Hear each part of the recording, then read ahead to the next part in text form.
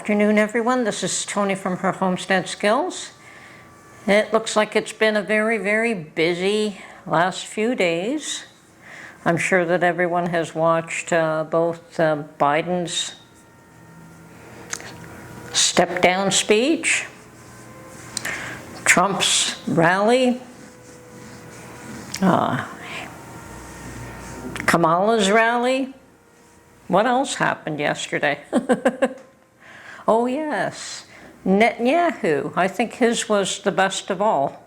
I did watch his speech and it was amazing. It was very well done, very strong, very well spoken, very to the point, and hopefully he will get the support he needs to continue trying to release hostages, because I think that that's the main focus of the job he has ahead of him, as well as getting rid of Hamas. Now, of course, outside of that, there was a huge, huge demonstration, and that is really, really sad to see. And I think that Netanyahu called it right. He called them Iran's useful idiots, and I believe that they are. They have no idea what they are supporting. Should that ideology and that way of governance come to America, these would be the first ones that would be crying about what's happening to them. So much for soft hearts or whatever they think they're doing. I don't know. I have no idea what they think they're doing.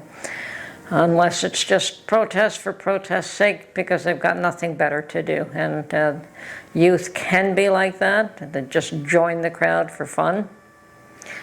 But I don't know how many of them are actually true believers. There probably are a few, and they probably are. Anyway, I've said enough. And of course today, more interesting events. And the thing that struck out for me was hearing that NORAD detected and tracked and intercepted 2 Russian military aircraft from China as well that were doing a joint flyover near the Alaskan border. Apparently they came from within 200 miles. They did not touch in Alaska's airspace, but they were pretty close. And obviously that is a test of the resolve of both, especially the U.S. and Canada. You know, NORAD is a joint venture between Canada and the U.S., but I suspect that obviously the U.S. takes lead in that venture, and they dispatched their own forces to intercept these and make sure that they did not come any closer. Anyway, that is always concerning. We know when the transition with what's happening with Kamala and Joe, and there doesn't appear to be anyone really in the White House. These things are going to happen, and they'll probably happen quite a bit more in the next 6 months. So, yes, folks, be careful, be safe, prep, take care of your own, because, you know, you may need more self-sufficiency skills than what you have right now. I don't know how bad the cities are getting, but of course one of the other issues that I found particularly humorous was that Gavin Newsom issued an executive order to clean up all the tent cities in California. Wow, is California going to become a clean state again? I think he allowed all these homeless people to come in, and now the tent cities are going to be cleaned up. I have no idea where he expects these homeless people to go once they remove their tents.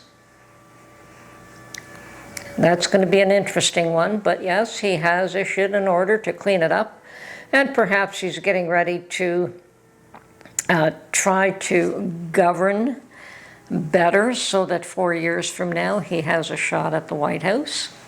I doubt that he will go for a position as a VP this time around. It would be foolish. So yes, I think most of them will try to avoid any VP status now and go for the presidency in 4 years. You know, that's it would be smart of them, and they're all young enough that they can pull that one off, that's for sure. So anyway, yeah, he has 4 years to clean up California and have a decent record. But of course, if it wasn't for the Supreme Court issuing a statement, or whatever it was, a law saying that they could force cleanup of these tent cities, he probably never would have done it. But you never know. I mean, the world is changing, and it's changing very quickly. Anyway. And our own Prime Minister is off holidaying in British Columbia, in Tofino, which I've never been there, but my father-in-law has been there, and he says it's a lovely place. And I understand that our Prime Minister does vacation there quite a bit. So he's off enjoying himself, while most of us are lucky to even have a vacation. So anyway, well, we did drop the interest rates here yesterday, Wednesday. Today is Thursday. So Canada did drop the interest rate by a 1/4 point, and that's twice now. Once in July, and the first time in June, this time in July, and they probably will drop it again in September. And it's quite likely that the US will start dropping their interest rates in September as well. That's probably good news for a lot of people that will be renewing mortgages. And I understand that 2025 is when a huge bulk of mortgages will be renewed in Canada. And it's going to hurt people terribly when they do. So we'll see what happens. By that point, I don't think reducing the interest rate by 1/2 point is going to make that much of a difference, but hopefully by 2025 there'll be another good chunk reduced, and some people will be able to stay in their homes. I don't know. It's a tough one. It's going to be. We're going to see a lot of homes up for sale this year. I don't know if there's going to be a lot of buyers, but there isn't enough homes, so I suspect anyone that can afford to buy it will be buying. So it's we don't have enough housing for people, and it's not possible really for most people to live on the streets in Canada in the winter. So I think those that do it for the summer is one thing, but anyway. And speaking of unaffordability of homes, it appears as though our dear government has purchased a $9 million luxury condominium in Manhattan for Tom Clark. Well, Tom Clark used to be a former CTV announcer, and he was appointed as Canada's Consul General in New York last year with a salary of $205,000 a year.